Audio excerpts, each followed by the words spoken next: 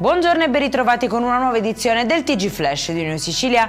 In apertura maxi operazione della Polizia Postale contro la pedopornografia online, coordinata dalla Procura di Catania. 7 persone arrestate e 30 indagate in tutta Italia. Le indagini hanno permesso di individuare gruppi attivi sul dark web per lo scambio di materiale illecito, sequestrati dispositivi con migliaia di file, mentre proseguono gli accertamenti per risalire ad altri eventuali responsabili e identificare le vittime.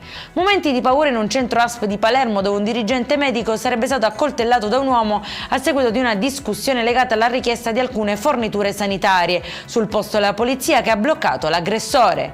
Ha aperto un'inchiesta sulla morte dell'operaio di 53 anni deceduto nel cantiere del viadotto Morandi ad Agrigento.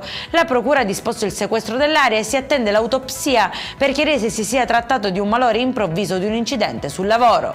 Non ce l'ha fatta invece Giovanni Iacono, il cinquantenne che a Commiso si era lanciato nel vuoto dopo aver aggredito l'anziana madre. L'uomo, convinto che la donna fosse morta, si sarebbe gettato dalla finestra riportando gravissimi traumi che ne hanno causato il decesso in ospedale. La madre invece resta ricoverata in ospedale ma non sarebbe in pericolo di vita. È in chiusura condannato a 11 anni di carcere un uomo accusato di abusi sulle figlie quando erano bambine. Il tribunale di Caltanissetta ha disposto anche l'interdizione perpetua dagli incarichi che prevedano contatti con minori. Per questa edizione è tutto, prossimo appuntamento alle 19:30, buona giornata.